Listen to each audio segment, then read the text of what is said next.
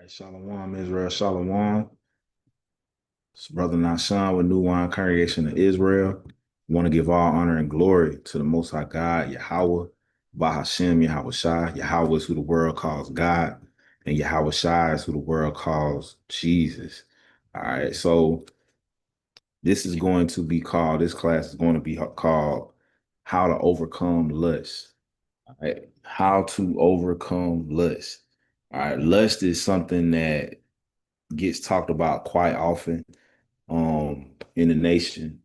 But I want to deal with it in the sense of what it actually is and also like what it is and how to overcome it once and for all. So let's deal with it. All right. So let's go to the book of Romans. Let's go to the book of Romans. Let's see what lust is. All right. What is lust? Let's go to Romans chapter 7 and let's read verse 7. It says, what shall we say then? Is the law sin? Is it a sin for us to be keeping God's commandments? God forbid. Of course not, Paul says.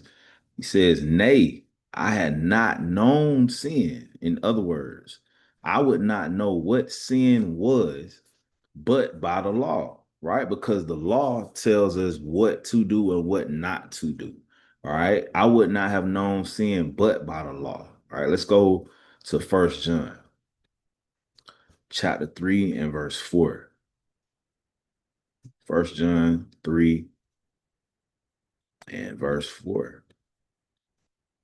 All right. It says, whosoever committeth sin transgresseth also the law. So if anybody does a sin, if you're sinning, you're simultaneously going against the commandments of the Most High, going against the law.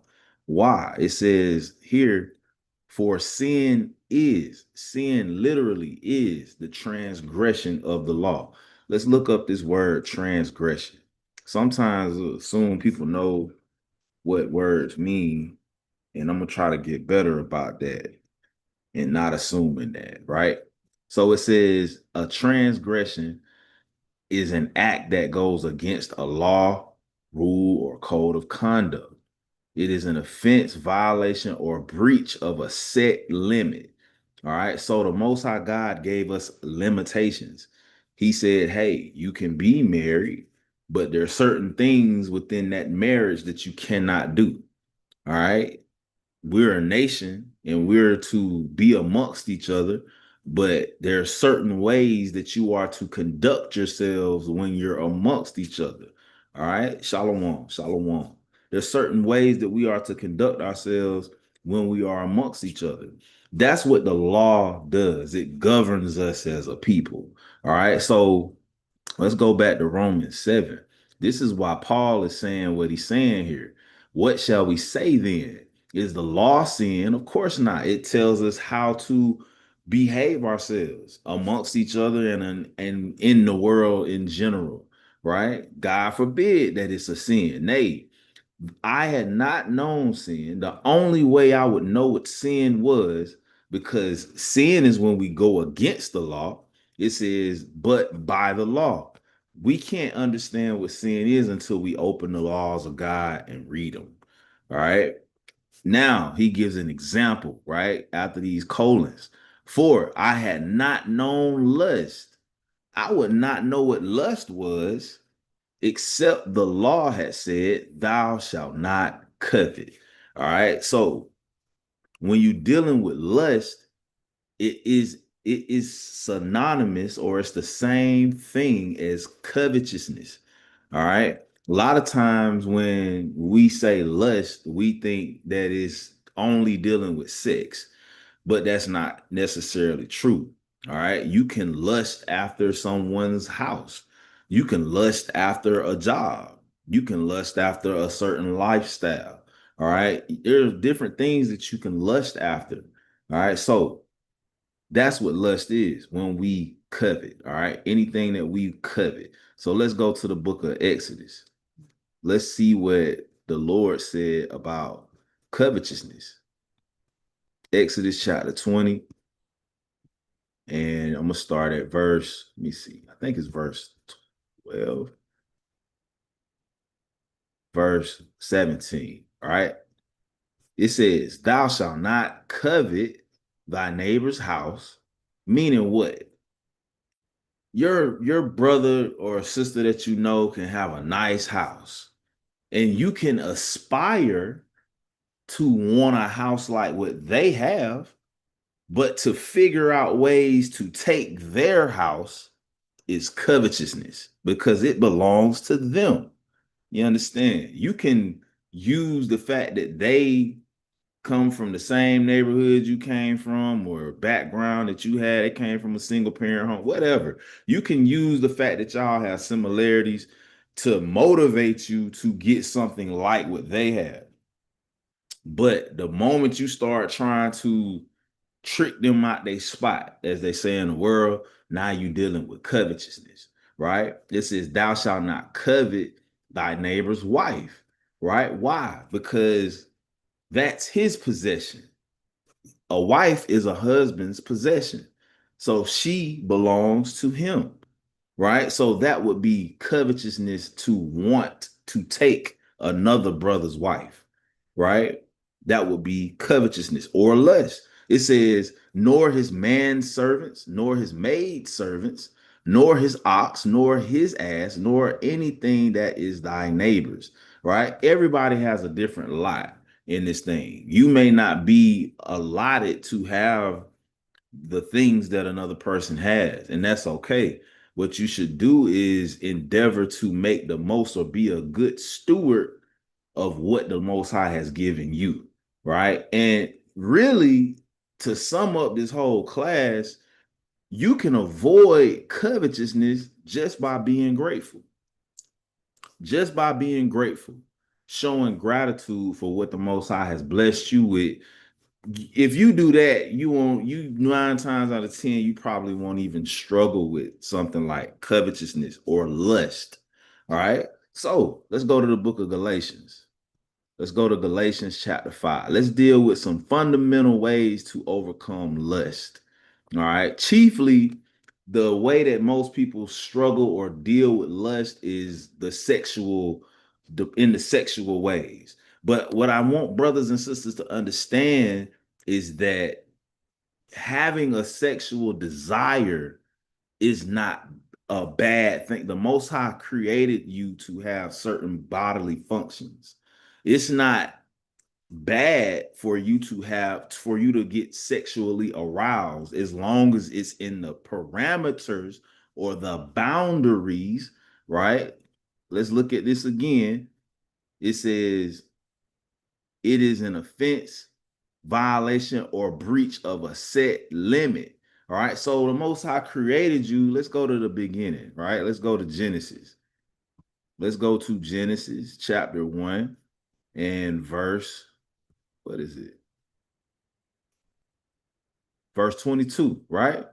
So this is when the Most High created, oh, that's the animals. Let me get 26. It says, and Yahweh said, let us make man in our image, after our likeness, and let them have dominion over the fish of the sea, and over the fowl of the air, and over the cattle, and over all the earth, and over every creeping thing that creepeth upon the earth. So Yahweh made man in his own image. When they say he made us in his image, he gave us his likeness, right? A body, arms, legs, head, but also personality traits like emotions, anger, happiness, sadness, right? Excitement. The Most High has all those emotions. It says, in the image of Yahweh created he him, male and female created he them. He made men and women, and Yahweh blessed them. So notice the words that the Bible has. It doesn't have these words here for no reason. It says, and Yahweh blessed them, and Yahweh said unto them, be fruitful. So first he blessed them, Then he gave them a commandment to carry out, to be fruitful and multiply and replenish the earth and subdue it, meaning have more children, keep the earth full of people, right?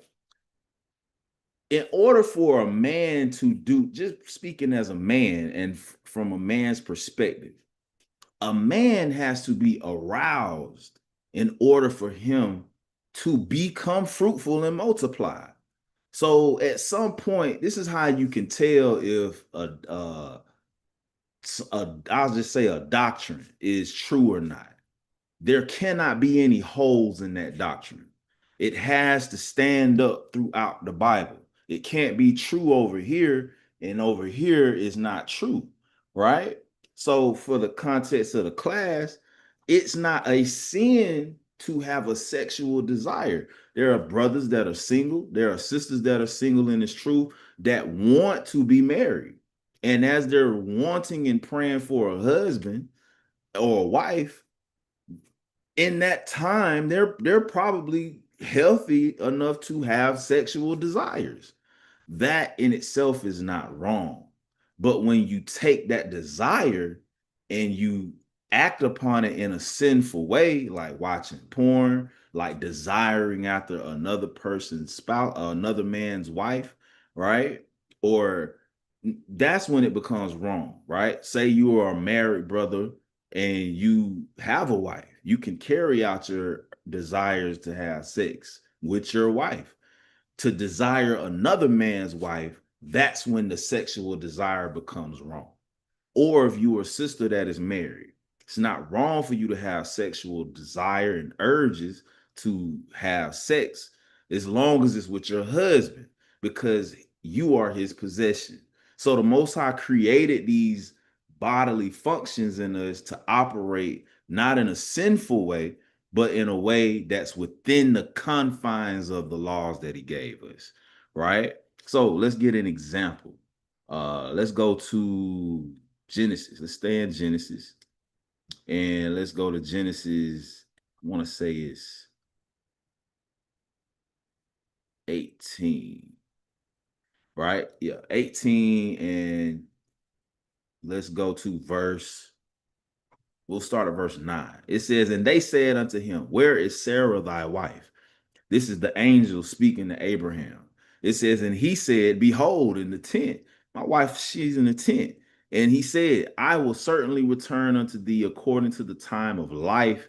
And lo, Sarah, thy wife, shall have a son. And Sarah heard it in the tent door, which was behind him. And Abraham and Sarah were old. So they were old. When people get old, when men get to a certain age, a lot of times, not every time, but a lot of times, they begin to decline in their vitality, right? Or their desire to have sex as they get up in age, right?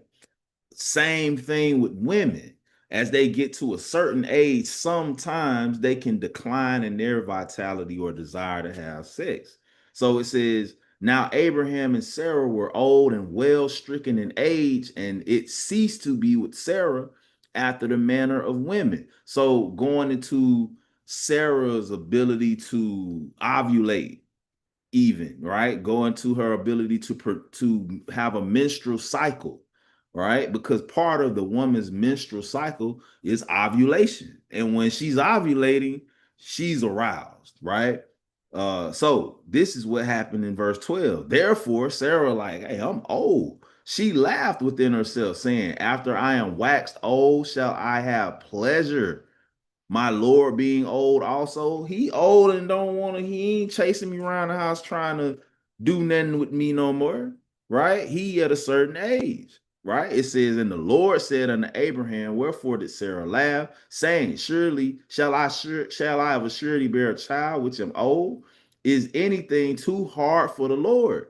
At the appointed time I will return unto thee according to the time of life, and Sarah shall have a son. In order for this to happen, they had to get turned on at some point, right? So that would mean, based on the world's definition of what lust is, having a sexual or strong sexual desire, they was in sin. The Lord put it on their spirit to be in sin. That's not what that's talking about, right? So every time a person has a desire to have sex, that does not mean that you're battling lust. It has to be done in a certain way for it to be within the Lord's laws and it not be lust, right? So hopefully that makes sense. So now from there, let's deal with some principal ways of how to defeat lust if it's or covetousness that actually is a sin, right? So Galatians 5, and let's start at verse 16. So it says, "This I say then, walk in the spirit, and ye shall not fulfill the lust of the flesh." Right? So this flesh lusts to do things that are contrary to the Most High God's commandments. But it's giving us the answer in this verse. It says, if we walk in the spirit. So a person may not know how to walk in the spirit. They might not know what the spirit is, right? Let's go to the book of John, John chapter 6 and verse 63. How do you walk in the spirit? Right? John 6 and verse 63. It says, this is what the king said. It said, it is the spirit that quickeneth. The word quickeneth is not talking about speed. It's talking about makes you alive. It says the flesh profiteth nothing. There's nothing that you can get out of being in the flesh. It says or your mindset thinking in a fleshly way, I should say.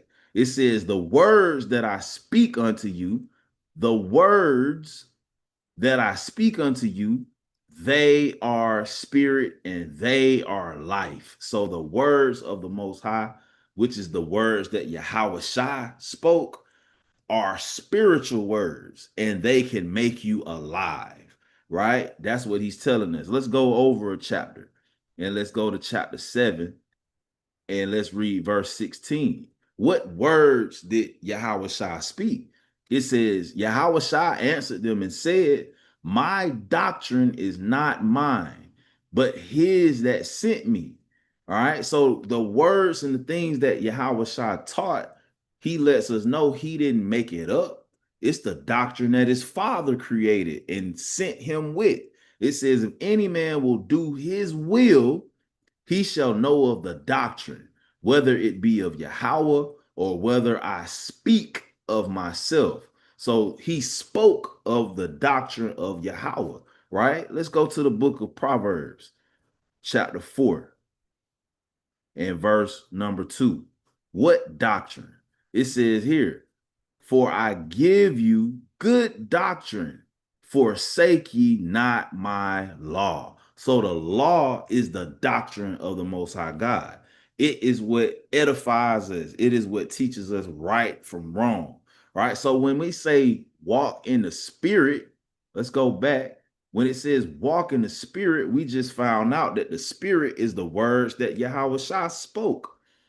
And it wasn't of himself, it was the doctrine of the Lord Yahweh, which is the law.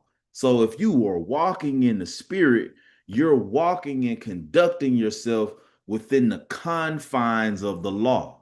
Does that make sense? Hopefully it does. It says, if you do that, you will not fulfill the lust of the flesh. It's impossible to be walking in the confines of the law and be in sin. You cannot do both at the same time, right? So whether that's inordinate sexual desire, we'll say lasciviousness, which is an inordinate sexual desire, something that you should not be desiring sexually. If you're struggling with that, the best thing for you to do is to study God's word, right? Let's hold this real quick. Let's go to the book of Second Timothy. 2 Timothy chapter 2 and verse 15. It says what? Study.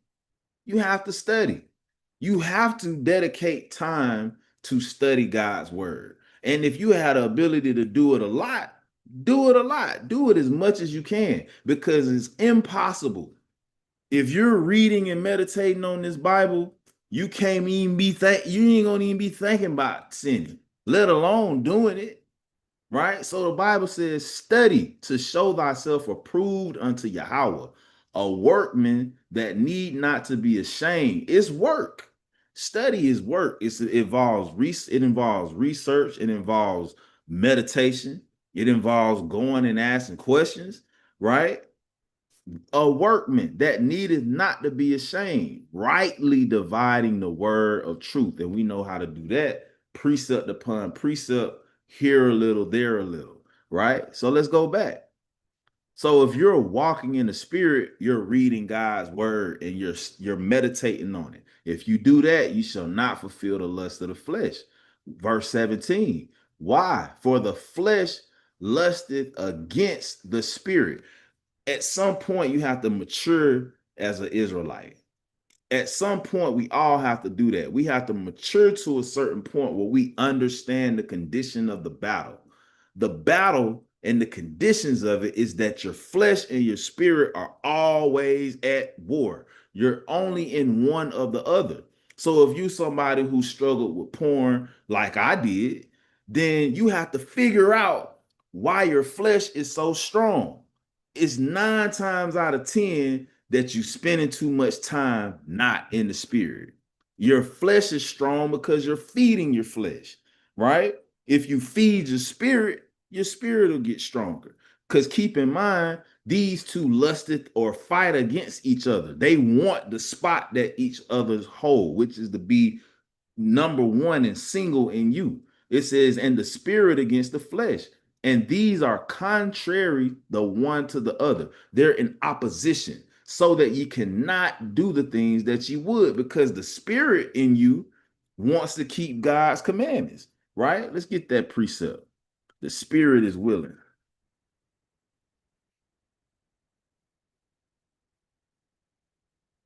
The spirit is willing. Matthew chapter 26 and verse 41.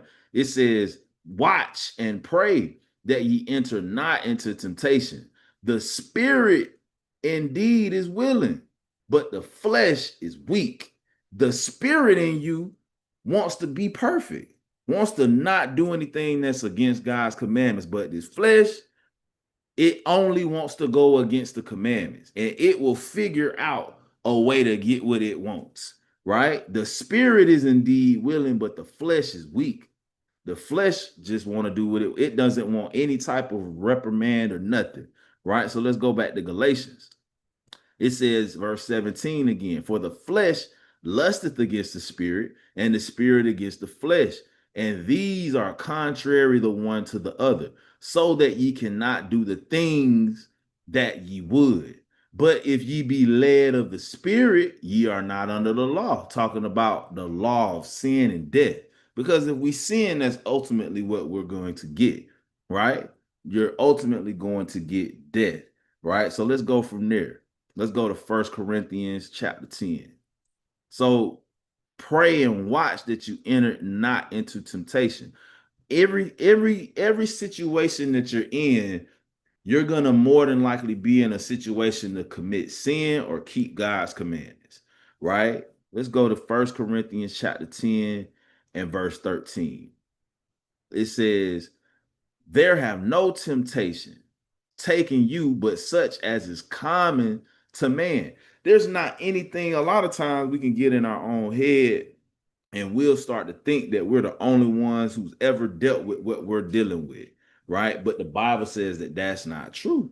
It says that there is no temptation that has taken you. You have not failed at anything that somebody else hasn't failed with. It says, but God is faithful, who will not suffer you to be tempted above that ye are able, right? He knows your spirit and he knows what you can handle. Certain people don't go through the things that everybody doesn't deal with the same thing, but there is somebody who's dealt with what you dealt with, right? It says, but will with the temptation also make a way to escape that ye may be able to bear it, right? That you may be able to bear it. So if you say you struggle with porn, right?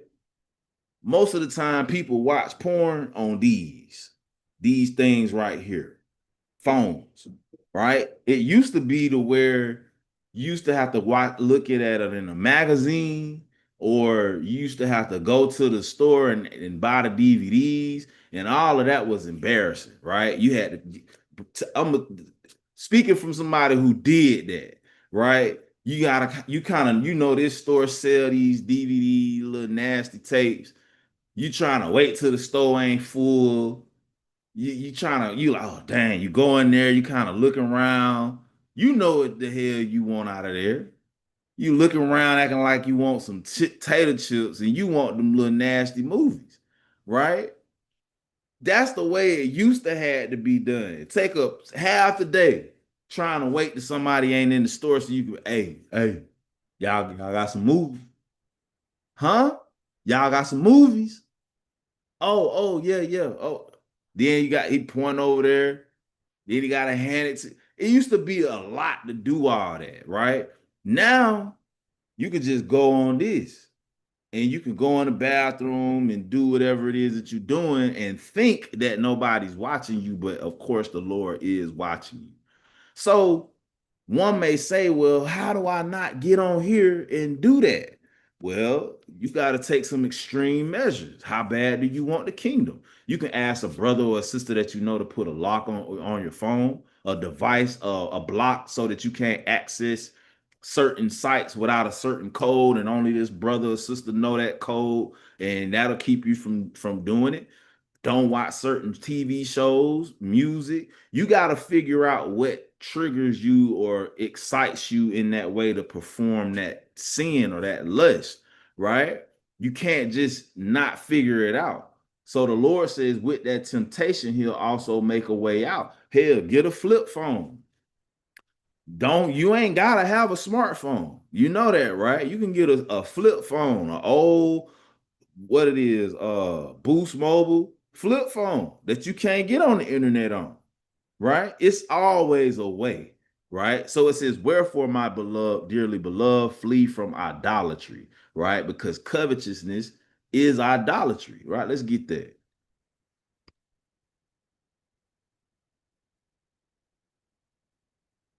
Idolatry, right? Colossians 3 and verse 5. It says, mortify, therefore, your members. Your members are your body parts. It says, which are upon the earth. To mortify something means to kill it, right? Let's read, let's get the definition of mortify. Let's get the definition of mortify. Right? To mortify means to cause someone to feel extremely ashamed, embarrassed, or humiliated. It says it also refers to subduing one's physical desires through self-discipline, like fasting, or in a medical context, the death of bodily tissue. Right? The word ultimately derives from the Latin root for death. Right? So when it says mortify your members, it's telling you to don't literally kill your, what I'm saying, your genitalia, right? But in this sense, I like this right here. It says to cause someone to feel extremely ashamed or embarrassed or humiliated. That's a good way to think about it. If you knew and understood that while you in the jacking off, the Lord looking at you, you'd be ashamed of that, right? You would be ashamed if somebody or a brother, if you showing your phone to a brother or sister, and then a little nasty little pop up on your screen, and they see, you would be ashamed of that. You would be ashamed of that. If they could see your search history, a lot of you would be ashamed of that, right? So the to be ashamed is a good thing. That means you know it ain't right, right? The next step is to find a way out to stop succumbing to the temptation, right? So from there, let's go to Second Corinthians chapter 6.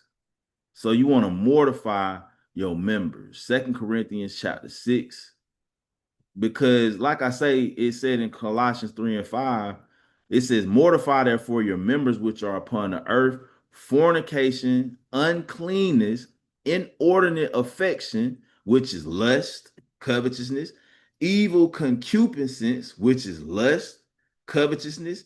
It says all these things. It says, and covetousness, which is idolatry, right? So some that don't get talked about, man. You may be a sister who struggles with pedophilia, right? There are brothers and sisters that are in this truth that struggle with that thing. They don't probably talk about it because Israel is very condescending, or can be very condescending, and have a tendency to look down on people. So you may be a brother or sister that does not go to somebody to tell them that, hey man, I keep having thoughts about little kids, right? That would be evil concupiscence, right? Inordinate affection and covetousness. It would be all those things. It said, but what you need to understand about that is it is idolatry. Covetousness is idolatry. All these things up here listed are a form of idolatry, because anything that would cause you to deviate from keeping the Most High God's commandments is idolatry. You're not worshiping him anymore. Now you're worshiping yourself, right? You're falling into worship of your own self at this point. Right? It says, for which things sake the wrath of God cometh on the children of disobedience.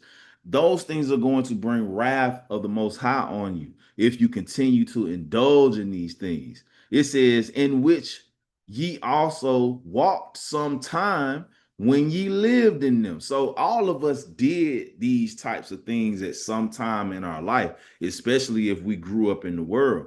That's how come we shouldn't be looking down on nobody that may come to you and say they struggle with a certain thing, right? A brother, there has never been a brother that came to me and said, man, I'm struggling with homosexual thoughts.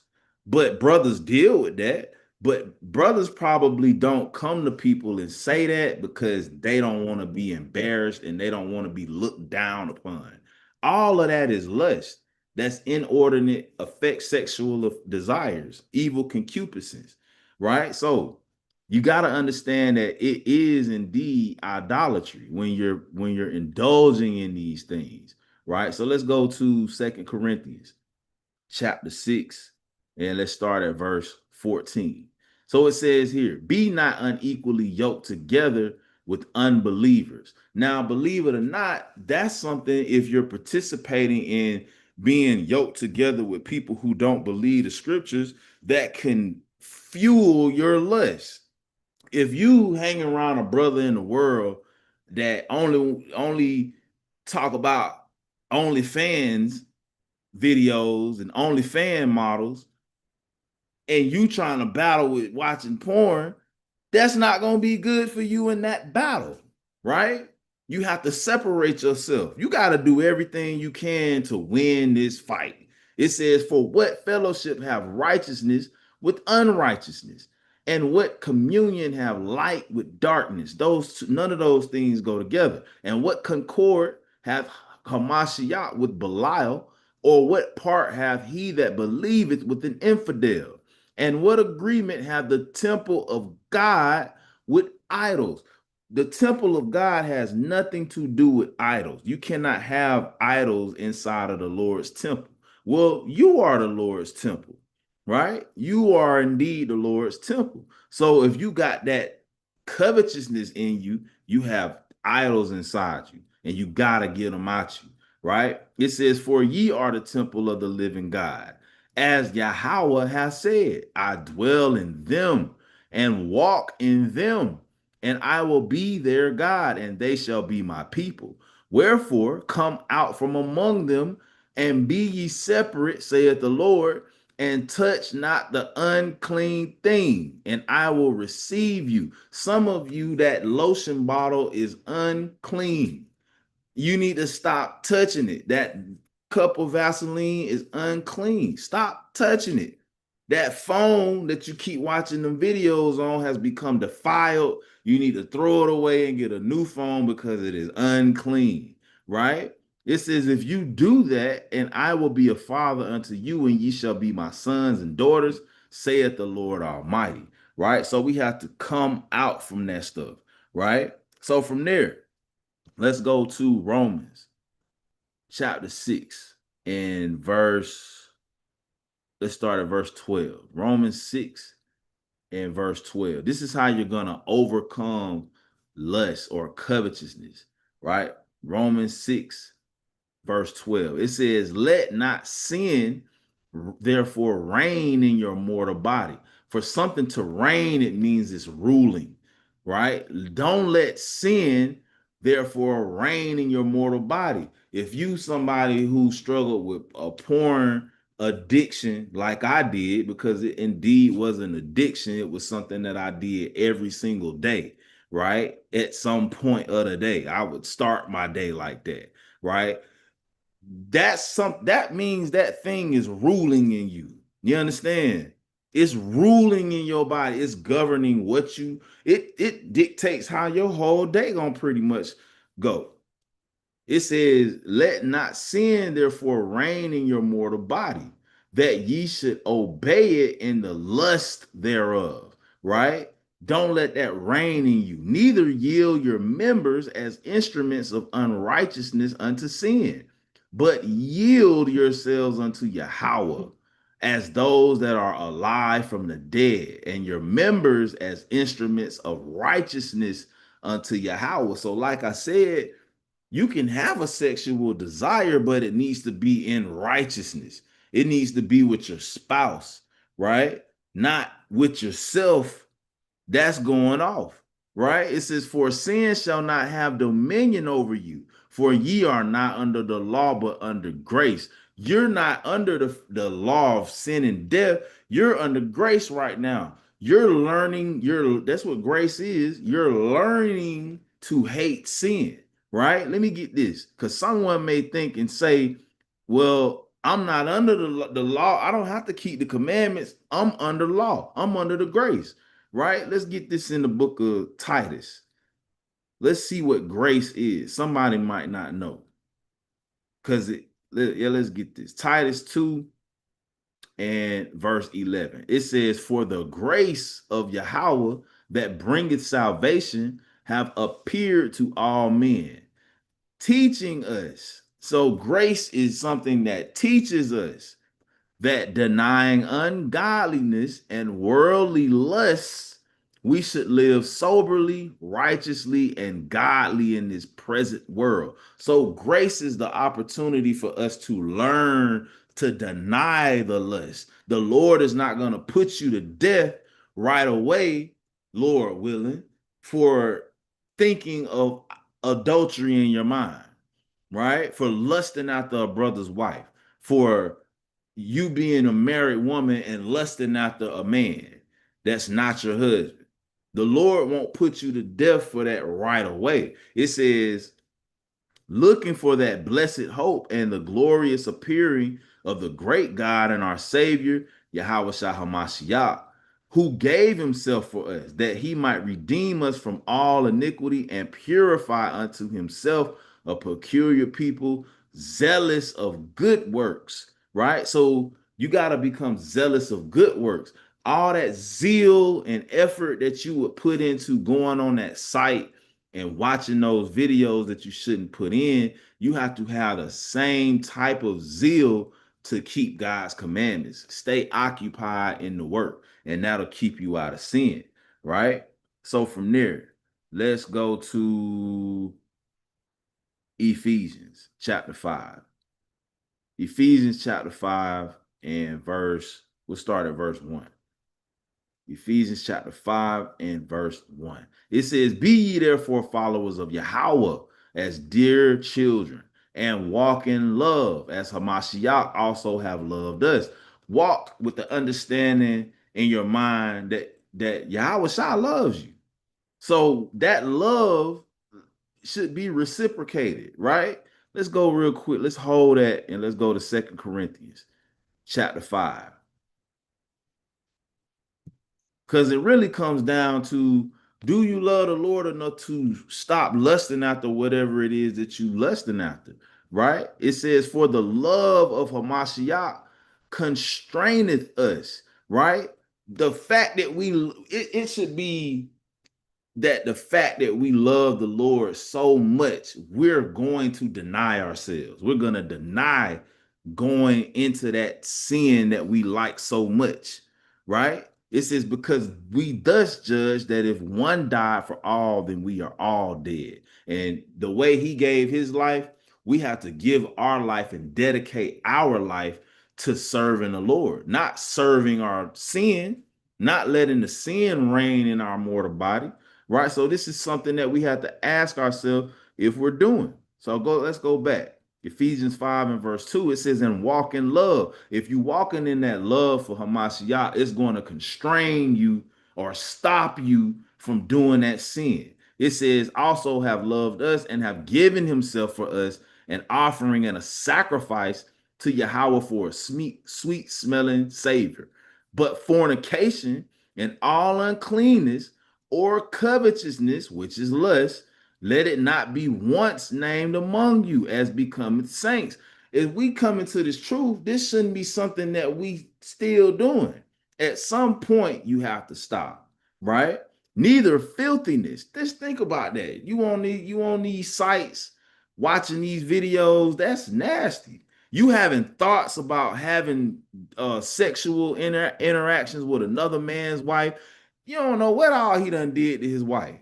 And you shouldn't know, right? You shouldn't, it should be a nasty thing, a filthy thing to think about dealing with another brother's wife. Or if you a woman and you're married, thinking about another man dealing with you, that should become filthiness to you.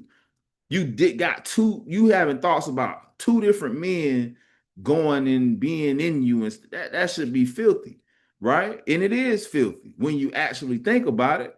It says neither filthiness nor foolish talking nor jesting, playing too much, which are not convenient, but rather giving of thanks. And that's why I said if you're expressing gratitude and being grateful for what you have, then you shouldn't be lusting. You won't be lusting, right? It says, for this ye know that no whoremonger, nor unclean persons, nor covetous man, a person who's lustful, who is an idolater, hath any inheritance in the kingdom of Hamashiach and of Yahweh. You will not get the kingdom continuing to give in to your lust. It says, let no man deceive you with vain words, for because of these things cometh the wrath of Yahweh upon the children of disobedience, right? So these things will bring judgment on you if you continue to follow in them, right? So from there, let's go to the book Susanna. Let's go to History of Susanna in the Apocrypha. Let's take a look at what lust can do to you if you let it go unchecked, right? Susanna. History of Susanna, and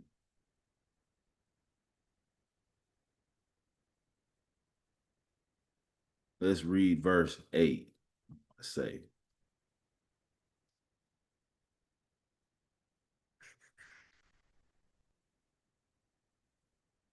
I want to start at 8. It started at 7. It says, now when the people departed away at noon, Susanna went into her husband's garden to walk. And the two elders saw her going in every day and walking, so that their lust was inflamed toward her. Now, why is it calling this lust? Because Susanna is married, right? She's married to, it says verse 2, and it says verse 1, there dwelt a man in Babylon named Joacim, and he took a wife whose name was Susanna. This is a married woman. So you can't be looking at her, right? You cannot be looking at her and wanting to have her. But these two elders did just that. It says, and the two elders saw her going in every day. They watched her. So this is an ongoing thing. They're gazing at her. They're staring at her.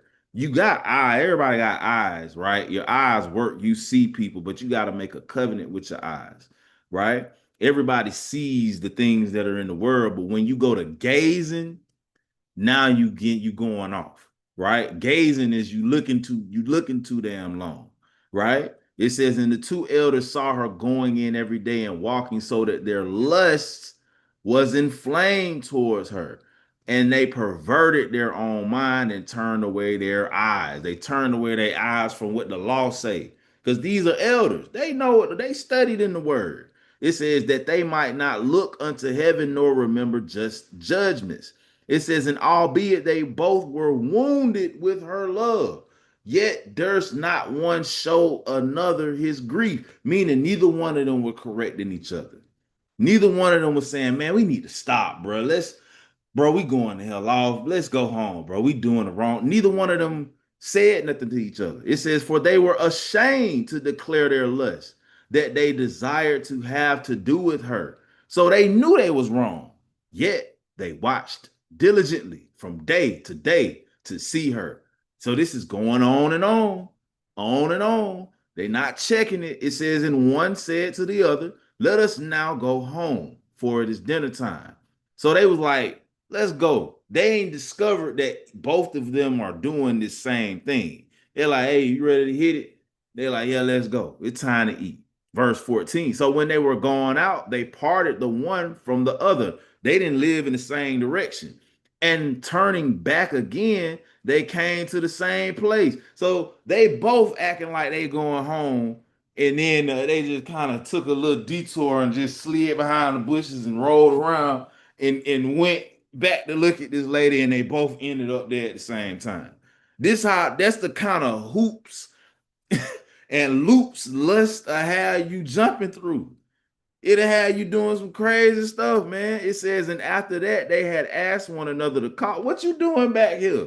They acknowledged their lust. Then appointed they a time both together when they might find her alone. So now that the cat's out the bag, and they both sitting here talking about, well, how they gonna get in lay with this woman, right? And it fell out as they watched a fit time. She went in as before with two maids only, and she was desirous to wash herself in the garden, for it was hot, and there was nobody there save the two elders. So she kind of went to like, if it'll be the equivalent of the day you going and jumping in the pool because it's hot outside, but you in the backyard of your house. You don't think nobody looking through the gate, right? You out there with your two servants, your two homegirls that help you out, right? And you thinking you can just kind of just do your thing, and these men looking through the gate at you, right? It says, and there was nobody there save the two elders that had hid themselves, and they watched her, right? They laying all in the dirt, in the bushes, looking at this lady, right? So you read the whole thing on your own. It's this eventually, this lust that they have, it got them brothers put to death, right? It eventually led to them getting put to death, right? So from there, let's go to Sirach. Sirach chapter 23 and verse 17. It eventually led to them brothers getting put to death. And that's what'll happen to you too if you don't get that thing checked in check. The Lord said you will not get the kingdom like that, right? Verse 17, it says, all bread is sweet to a whoremonger, and he will not leave off till he die. After a while, if you let that lust become inflamed, like it's saying, you're going to, once it's inflamed, you can't stop until you commit the act, right? Sometimes you will have the thinking of, I'm gonna watch porn so I don't go out here and do the real thing. Take it from somebody who did that. That's gonna get old, and eventually you gonna go do the real thing, bro. You gonna go do the real thing, sis. Eventually you will, because you letting that lust get inflamed in you, right? So all bread is sweet to a whoremonger. Eventually you will start hitting anything, right? It says, a man that breaketh wedlock, sleeping with a brother's wife, saying thus in his heart, Who seeth me? I am compassed about with darkness. The walls cover me, and nobody seeth me. What need I to fear? The Most High will not remember my sins. Such a man only feareth the eyes of men, and knoweth not that the eyes of the Lord are 10,000 times brighter than the sun, beholding all the ways of men, and considering the most secret parts. He knew all things ere they were created, so also after they were perfected, he looked upon them all. Right? It says, this man shall be punished in the streets of the city where he suspected not, he shall be taken. So the Lord say, you got a day. You may think you getting away with it, but you have a day. And that day is going to come right when you least expect it. Right? So from there, let's stay in Sirach. Let's go to Sirach chapter 9, dealing with some ways to overcome that lust demon, right? Let's start at verse 5. It says, gaze, that's that word, gaze. You looking too damn long. Gaze not on a maid, that thou fall not by those things that are precious in her. Hey, how you doing? Keep it moving. Shalom, sis. Keep it pushing, right? It says, give not thy soul unto harlots, that thou lose not thine inheritance. We ain't allowed to deal with prostitutes, man. It says what? Look not round about thee in the streets of the city. That's an easy one to forget. You just driving. It's easy to just, oh, snap. Hey, it say don't do that. It say don't do that. Neither wander thou in the solitary places thereof, right? Don't go off and get off by yourself too much if you know you struggle with certain things, man. Keep somebody around you. If you like to get on them sites, hey, if your wife trying to leave and go to the store and that's when you usually do that, maybe go to the store with her, right? Maybe don't be by yourself. Go to sleep. Some brothers fall into this thing a lot of times at nighttime. They stand up to 12, 1, 2 in the morning on that phone until they see something that make them go in the bathroom and lock the door. Bro, just go to sleep. Sometimes it's good to just put the phone down and just go to sleep. Go take a nap. Go to the gym. Go do something. Read the Bible. That's the best thing to do, right? It says, turn away thine eye from a beautiful woman and look not upon another's beauty, meaning that's his wife. Turn your eyes from her. If it's too much for you to handle, sometimes, a sister might be married and, we'll just speak, let the word have free course.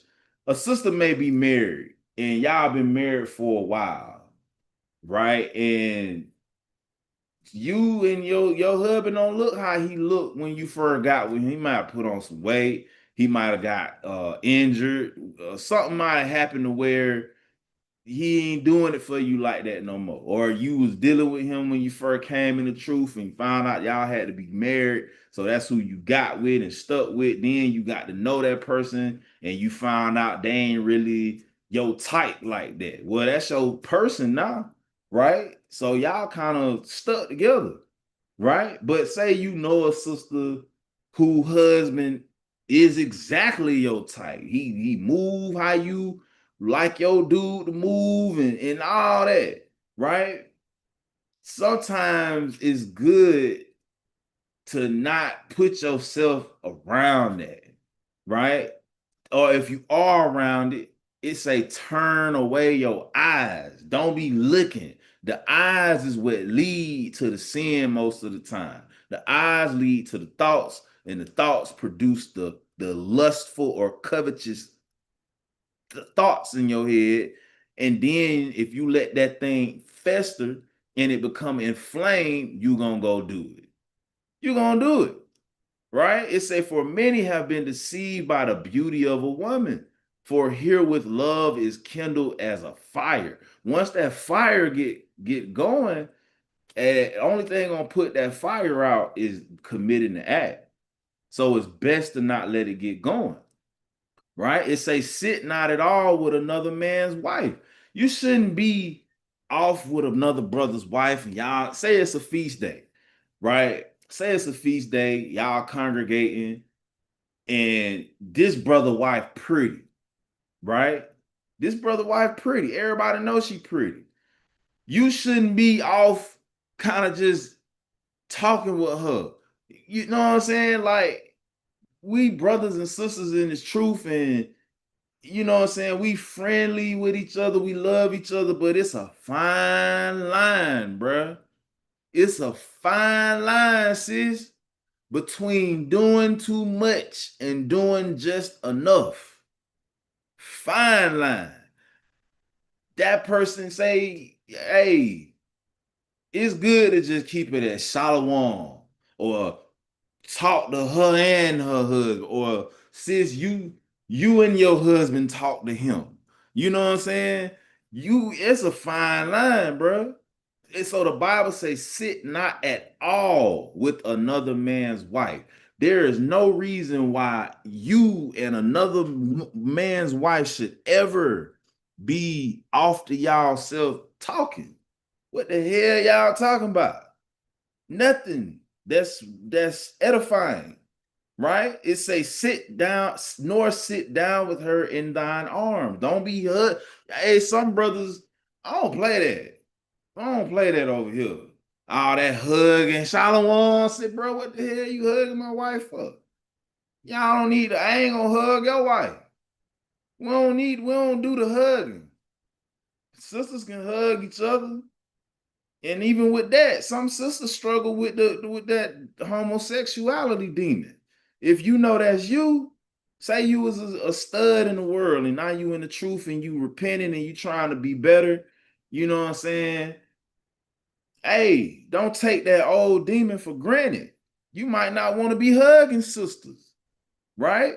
But you damn sure don't want to be hugging another brother wife. I don't care how cool y'all is, how much y'all history y'all. No, because hugging is touching, and we don't need to be doing that. The Bible say, nor sit down with her in thine arms. Don't stand up with her in your arm. It say, and spend not thy money with her at the wine.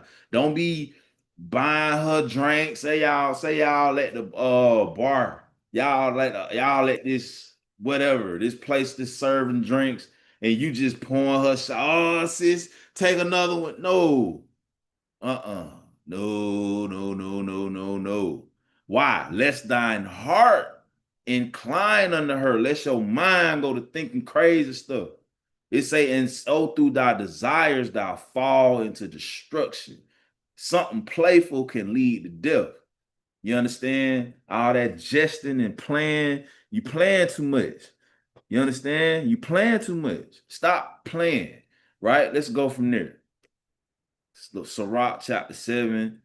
So a lot of times we just have to hold ourselves to a higher standard. You understand? We have to be circumspect. When you look at the word, let's look that up. What is circumspect?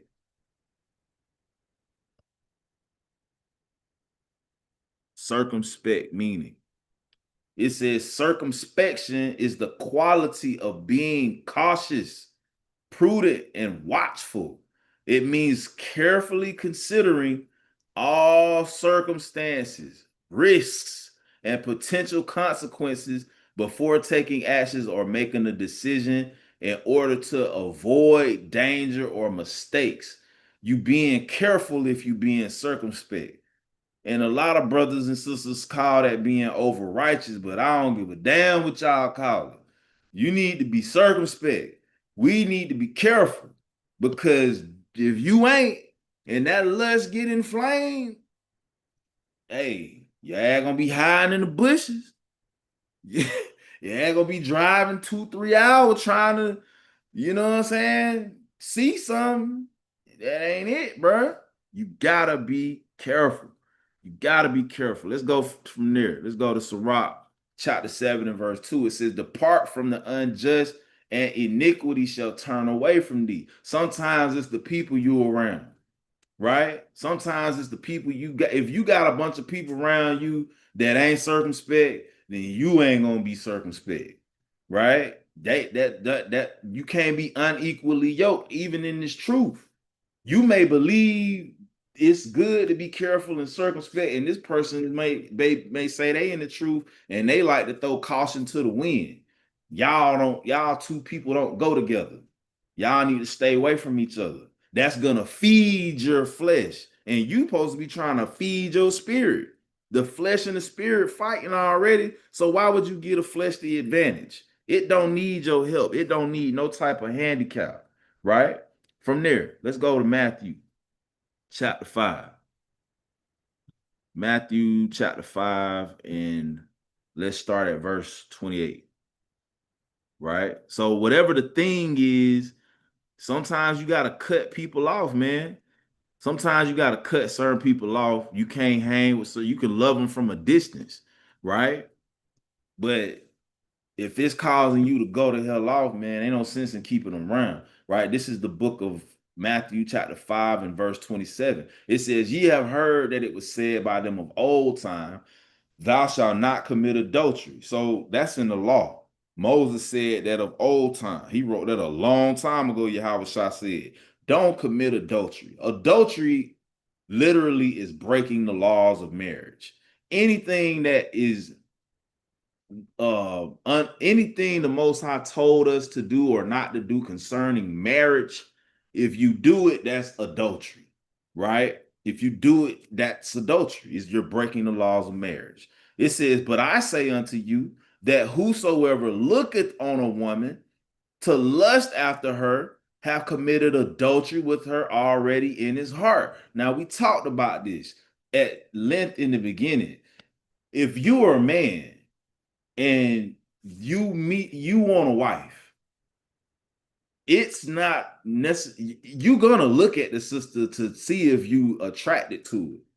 That's not wrong in itself.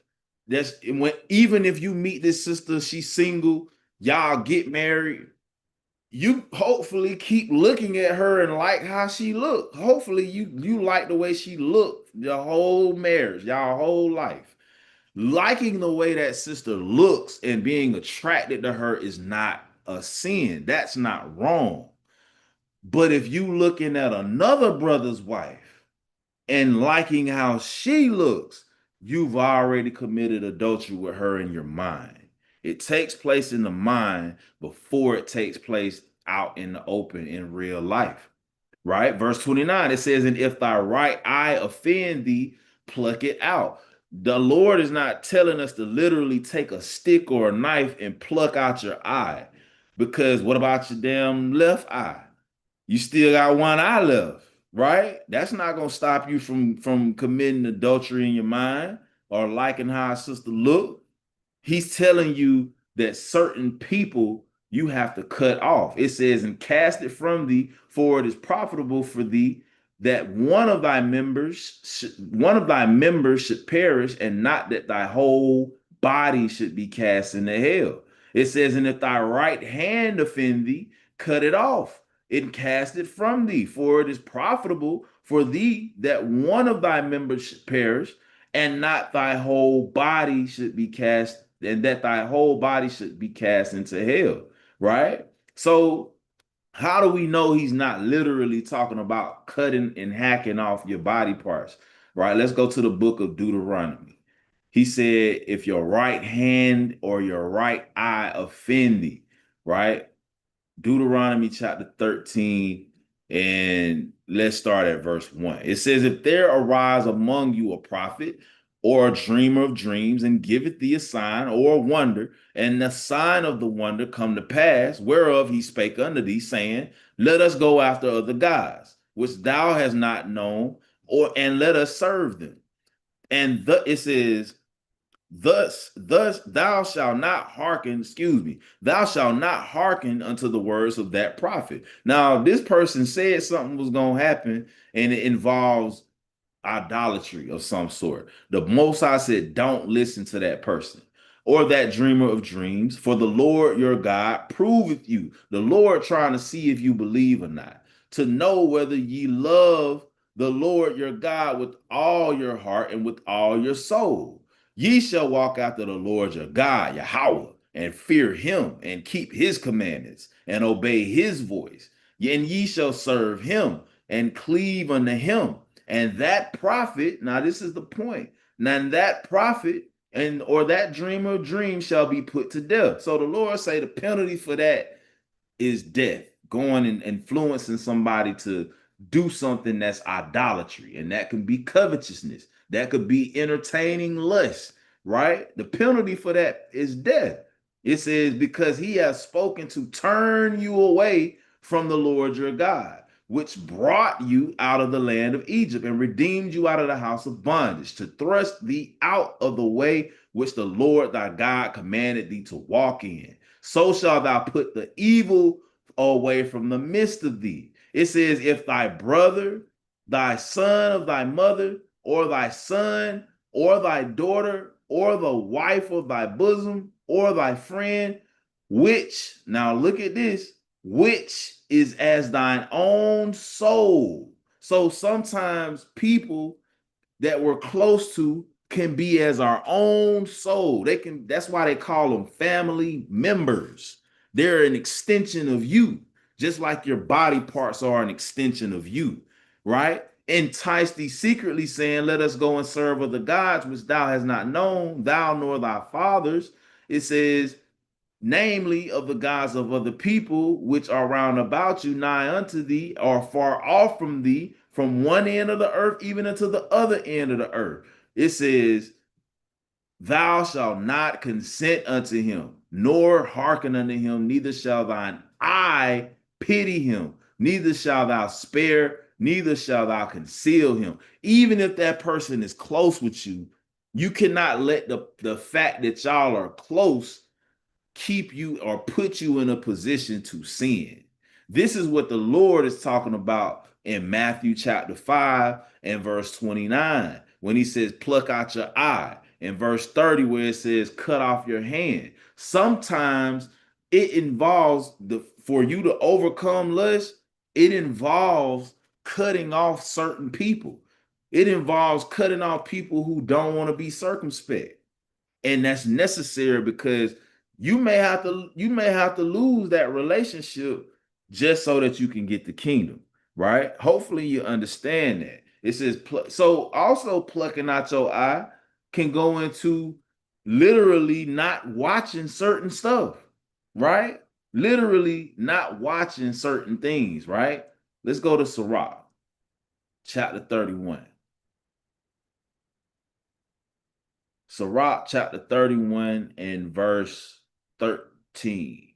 It says, remember that a wicked eye is an evil thing, and what is created more wicked than an eye?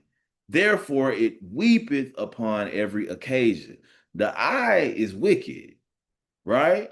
What is created more wicked than an eye? It say the eye is wicked more than anything, and then it says the heart, the mind is deceitful and desperately wicked. The things in your mind come from the things that you see with your eyes. So if you control what you watch, a lot of times that'll control what you think, and that will control what you do, right? You have to control yourself. A lot of this walk in this truth is about learning to control yourself, right? Let's go to the book of First Thessalonians chapter 4 and verse 4.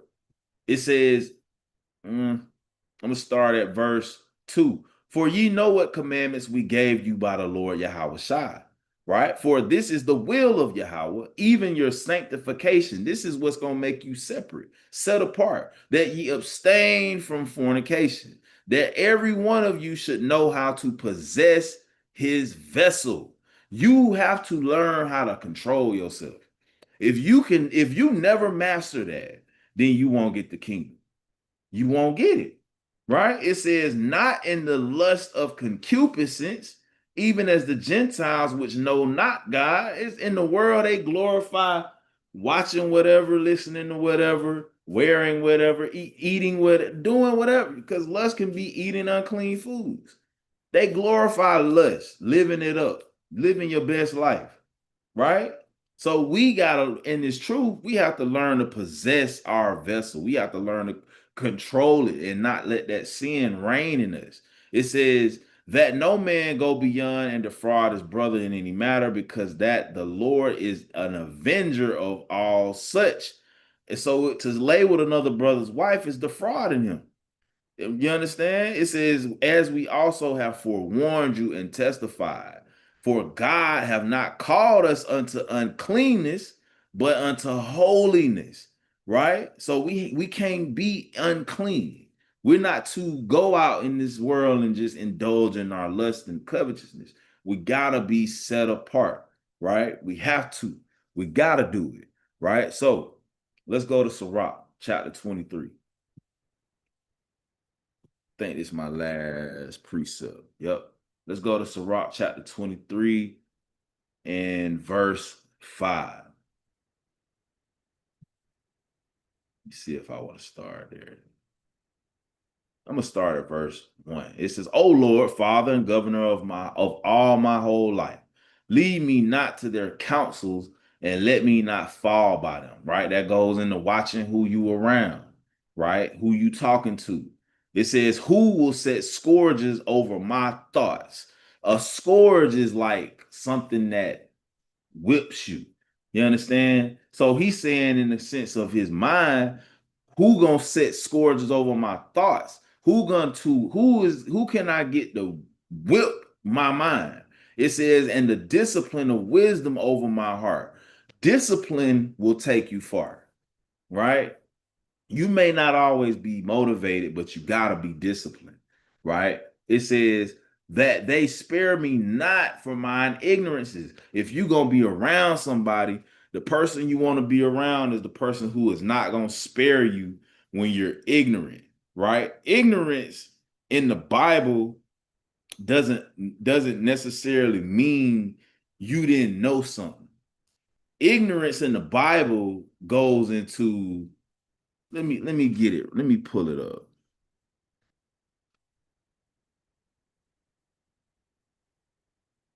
Ignorance meaning in the Bible. Let's see.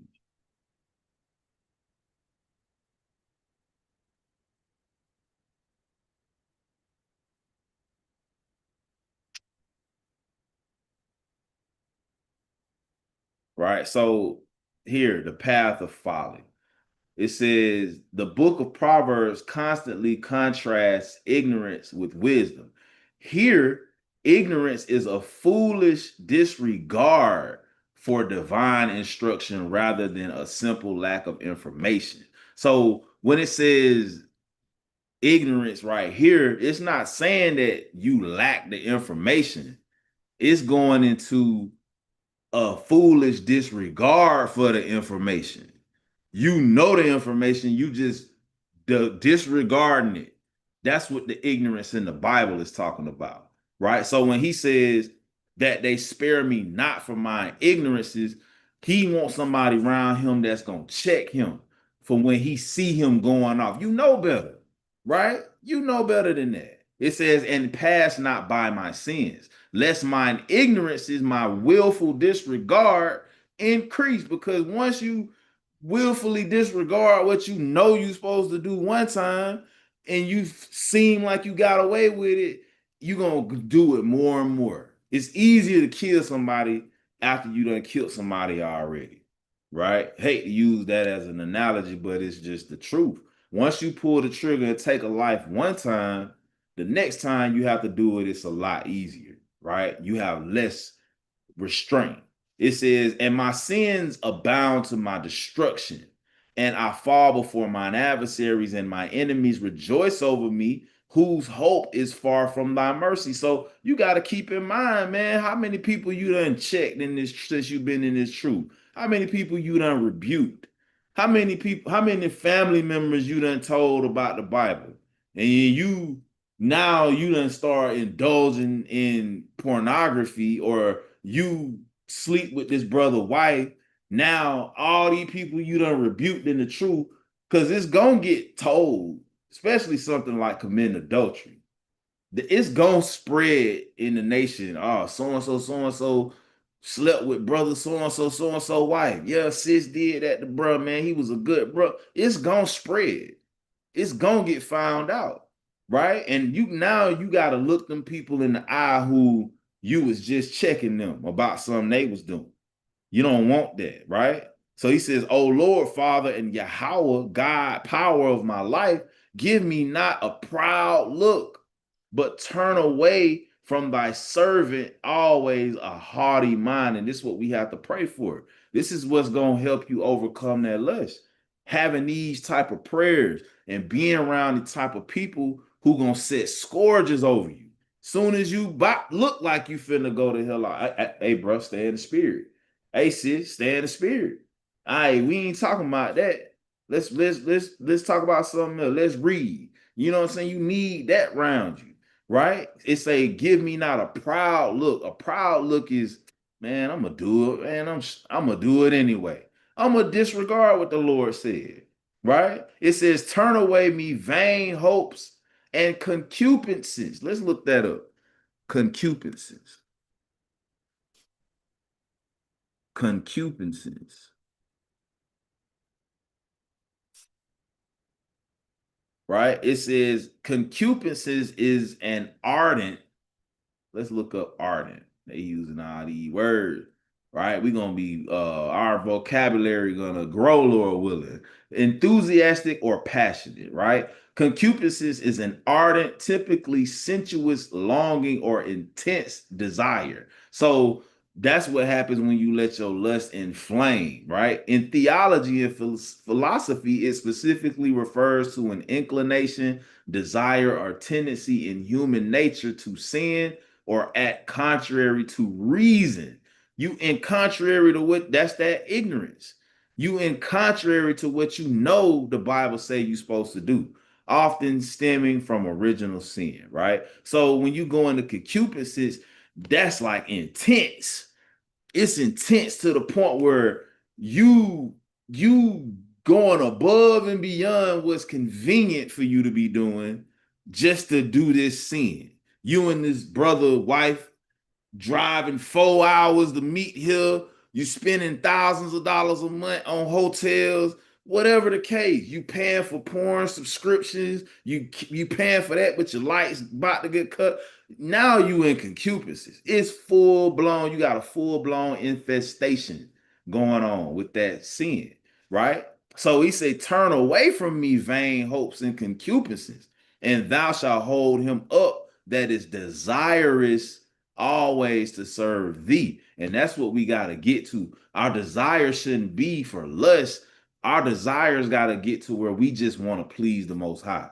We only want to serve the Lord. We want to be perfect every day. We want to be better today than we was yesterday, right? Let not the greediness of the belly nor the lust of the flesh take hold of me, and give not over me thy servant to an impudent mind, right? So what is impudent? Impudent is going into boldness, right? Let's look it up. Impudent.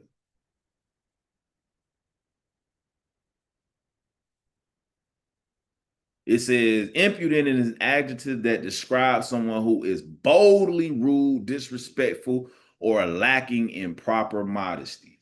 So Sirach said, man, please don't give me over to an impudent mind, right? It's a difference between sinning and being impudent. You know damn well you ain't supposed to be doing that and you gonna do it anyway, right? And it boils down to respect, right? It boils down to respect. Do we respect the Lord enough to not sin against him?